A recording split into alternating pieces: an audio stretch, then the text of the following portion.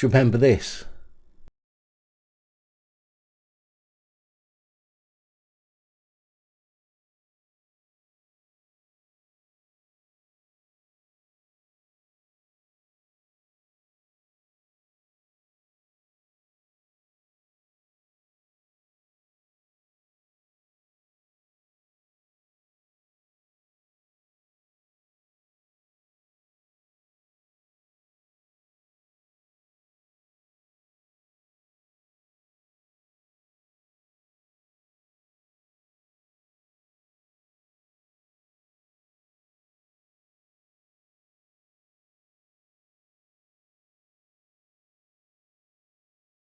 Well, it appears that Lancashire police are now investigating the incident.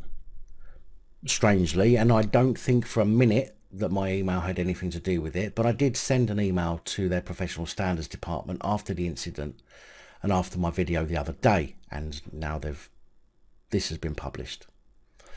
I'll read the email that I sent before moving on, which said, I've been made aware of a video online showing a Lancashire liveried police Mercedes Sprinter van which was seen delivering 26 Middlesbrough fans to a pub on Saturday the 7th of May, and I added a link to the video. The number plate cannot be identified from the grainy video. However, I wish to point out that several offences have been committed by the driver of the vehicle, and the fact that the other officers within the vehicle clearly went along with the idea to give these people a lift.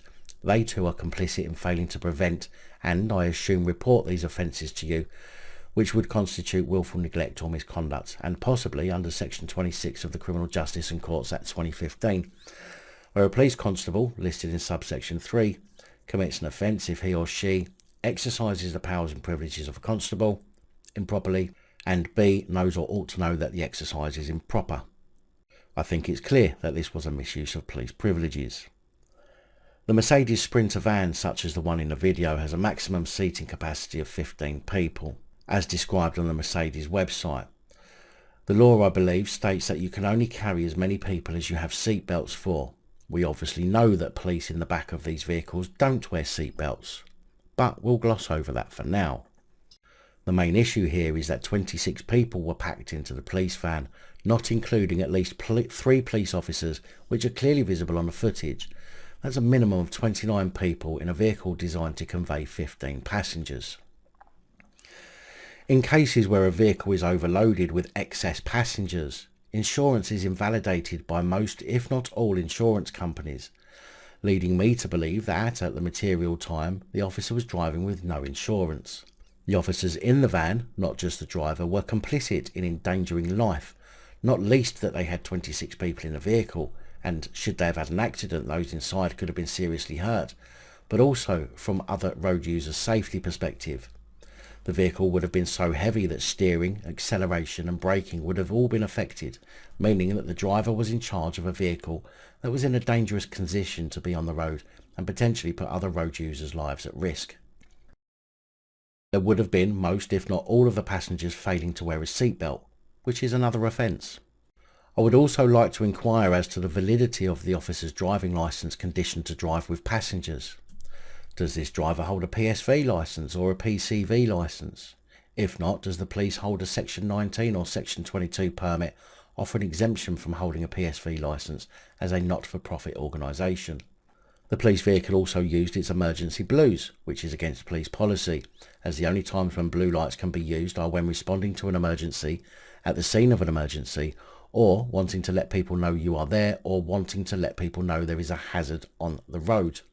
If the police officer was using the blues to warn people of a danger or hazard rather than using them whilst not attending or en route to an emergency, then he has created that hazard, therefore is breaking the law under Section 137 of the Highways Act 1980, and also careless and inconsiderate driving under the Road Traffic Act 1988, where the officer was driving a mechanically prepared vehicle on the road or other public place without due care and attention or without reasonable consideration for other persons using the road or place. The officer also pulls up to create an additional obstruction by stopping opposite a junction.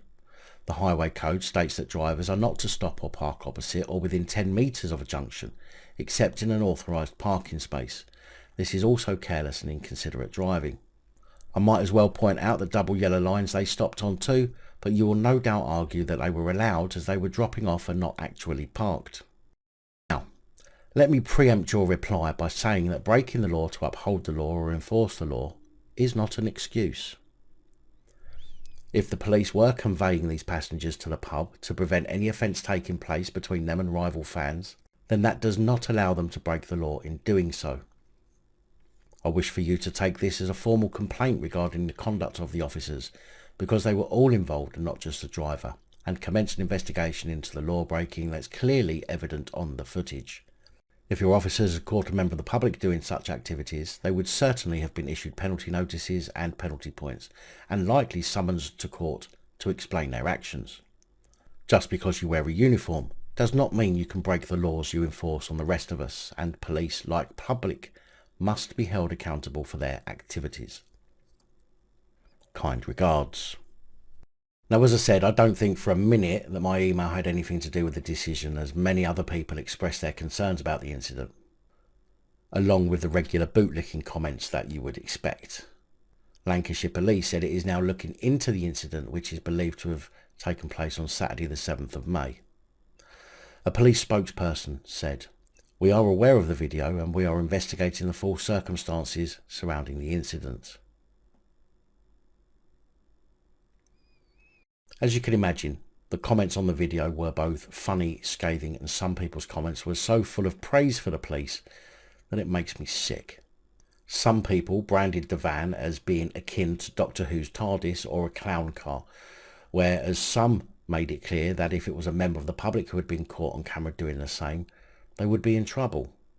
In my last video I mentioned how the van described by Mercedes can carry up to 15 people, but potentially making matters worse, it seems that this actual model may be designed to hold 12 passengers and the driver based on how many seatbelts available. But as the police vans are modified from the basic design, it could have been enhanced in its capacity to carry slightly more. But as I said, this would appear to be up to 15 people, certainly not 29 plus. Some users even applauded the officers' behaviour, saying they had acted in the best interest of supporters by ensuring their safety. What, by putting them in a dangerous situation? Yeah, clever. One said, "Nice to see friendly community policing at its best." Yeah, well, yeah, if community policing involved breaking the law, that is. Another commented, "Give these coppers a knighthood. Lol." Yeah, and while they're down on one knee, slip with the sword. A fucking knighthood for breaking the law. This is how conditioned people are to believe that the police can do no fucking wrong. Anyway, I hope it's not just the driver who gets dealt with. I hope the others who were complicit in enabling this act to be carried out are dealt with too. I'm pretty sure it's just going to get swept under the carpet. But as I said in my email to them, just because you wear a uniform does not mean you can break the laws you enforce on the rest of us, and the police, like the public, must be held accountable for their activities. Big thank you to channel supporters, especially these guys. Your support is truly appreciated. Don't forget to like, share, comment and subscribe. Let me know your thoughts, as I know many of you will. And until next time, stay safe, look after each other, film the police and other officials.